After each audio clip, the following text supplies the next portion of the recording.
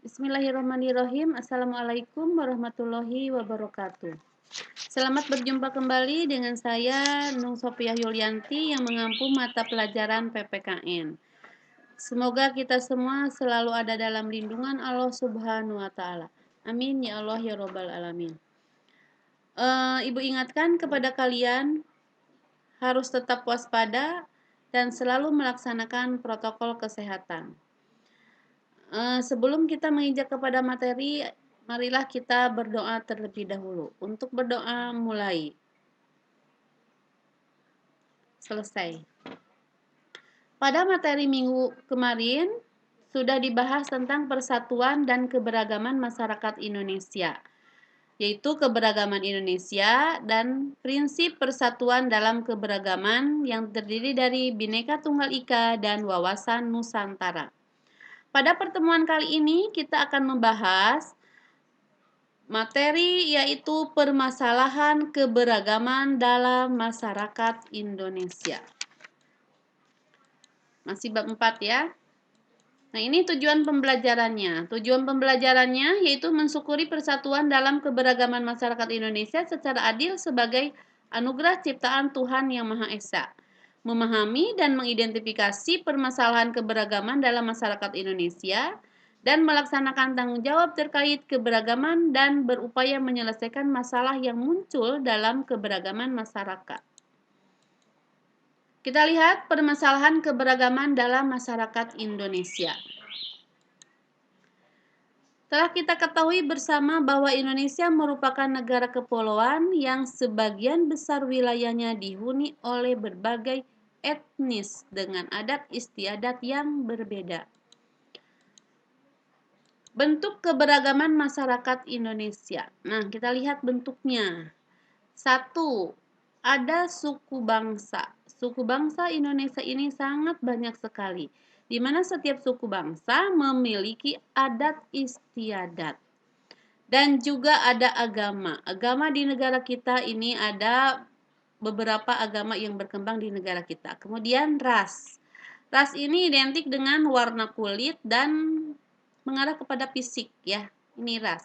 Kemudian ada antar golongan. Masalah yang dapat muncul dalam keberagaman masyarakat Indonesia adalah konflik. Nah, kita lihat pengertian konflik itu apa. Kita lihat dalam Kamus Besar Bahasa Indonesia, konflik didefinisikan sebagai percekcokan, perselisihan, atau pertentangan. Menurut Suryono Sukanto, menyebutkan 5 bentuk khusus konflik atau pertentangan yang terjadi dalam masyarakat adalah sebagai berikut. 1. Konflik pribadi. Konflik pribadi itu adalah konflik yang terjadi di antara orang perorangan karena masalah-masalah pribadi, misalnya masalah utang, masalah pembagian warisan. Nah, itu adalah masalah konflik pribadi. Yang kedua, yaitu konflik rasial. Konflik rasial itu yaitu konflik yang terjadi antara kelompok ras yang berbeda karena adanya kepentingan yang bertabrakan. Misalnya, orang kulit putih dengan kulit hitam akibat diskriminasi ras. Nah, ini terjadi di Amerika. Insya Allah di Indonesia tidak terjadi ya. Kemudian yang ketiga, konflik antar kelas-kelas sosial. Yaitu konflik yang muncul karena adanya perbedaan kepentingan di antara kelas-kelas yang ada di masyarakat. Misalnya, konflik antar buruh dengan pimpinan dalam perusahaan yang menuntut kenaikan upah. Kemudian yang keempat, konflik politik, yaitu konflik yang terjadi akibat kepentingan yang berbeda antara seseorang atau kelompok. Misalnya, bentrokan antar parpol saat kampanye. Nah, ini yang disebut dengan konflik politik. Yang kelima yaitu konflik internasional, di mana konflik yang melibatkan beberapa kelompok negara karena perbedaan kepentingan. Misalnya, konflik Irak dengan Amerika Serikat yang melibatkan beberapa negara besar. Nah, ini adalah 5 bentuk khusus konflik atau pertentangan yang terjadi dalam masyarakat. Kemudian bentuk konflik pada masyarakat Indonesia itu seperti apa? Kita lihat ada bentuk konflik pada masyarakat Indonesia, penyebab konflik dalam masyarakat, dan akibat yang ditimbulkan oleh terjadinya konflik.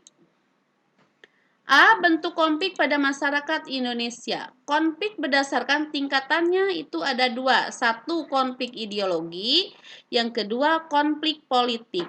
Konflik ideologi, kita lihat konflik ideologi itu seperti apa? Yaitu konflik ini terjadi karena perbedaan ideologi dalam masyarakat. Misalnya, seperti adanya peristiwa G30 SPKI yang merupakan penolakan bangsa Indonesia terhadap ideologi komunis. Kemudian konflik politik, pertentangan yang disebabkan perbedaan kepentingan dalam memperoleh kekuasaan. Misalnya, bentrokan akibat proses dari pemilu. Itu contoh dari konflik politik. Kemudian, konflik berdasarkan jenisnya. Satu, ada konflik antar suku. Yang kedua, ada konflik antar agama. Dan yang ketiga, konflik antar ras. Dan yang keempat, konflik antar golongan. Konflik antar suku, yaitu pertentangan antara suku yang satu dengan yang lainnya karena adanya perbedaan adat istiadat, budaya dalam sistem kekerabatan. Kemudian, konflik antar agama, yaitu pertentangan antar kelompok yang memiliki keyakinan atau agama yang berbeda. Yang ketiga, konflik antar ras, yaitu pertentangan antara ras yang satu dengan yang lain disebabkan memperlakukan orang berbeda-beda berdasarkan ras. Yang keempat, konflik antar golongan, yaitu pertentangan antara kelompok atau golongan dalam suatu masyarakat. Nah, ini adalah bentuk konflik pada masyarakat Indonesia. Kemudian B, penyebab konflik dalam masyarakat. Satu, tidak adanya persamaan pandangan antar kelompok. Ini sudah jelas ya. Kemudian yang kedua, norma-norma sosial tidak berfungsi dengan baik sebagai alat untuk mencapai tujuan. Nah, norma-norma sosial yang dimaksud di sini seperti apa? Yaitu norma kesusilaan dan norma kesopanan. Yang ketiga, adanya pertentangan norma-norma dalam masyarakat sehingga menimbulkan kebingungan bagi masyarakat. Yang keempat, sanksi terhadap pelanggar atas norma tidak tegas atau lemah.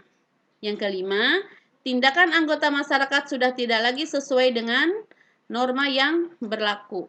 Yang keenam, terjadinya proses disosiatif, yaitu proses yang mengarah pada persaingan tidak sehat dan pertentangan atau yang disebut dengan konflik. C. Akibat yang ditimbulkan oleh terjadinya konflik. Satu, perpecahan dalam masyarakat. Ini sudah jelas ya, perpecahan dalam masyarakat. Kemudian yang kedua, kerugian harta benda dan korban manusia. Yang ketiga, kehancuran nilai-nilai dan norma yang ada. Dan yang keempat, perubahan kepribadian. Beberapa sikap yang dapat menjadi penyebab konflik dalam masyarakat antara lain sebagai berikut. Satu, primordialisme yang berlebihan. Yang kedua, etnosentrisme. Yang ketiga, diskriminatif. Yang keempat, stereotip. Yang kelima, fanatisme. Dan yang keenam, eksklusivisme. Nah, ini sikap yang harus kita hindari. Supaya apa? Supaya tidak terjadi konflik. Ya. Nah, materi untuk kali ini Ibu cukupkan sekian, dan untuk tugas nanti Ibu kirim ke Classroom dan kalian pun harus mengirimnya kembali ke Classroom. Sekian dan terima kasih. Assalamualaikum warahmatullahi wabarakatuh.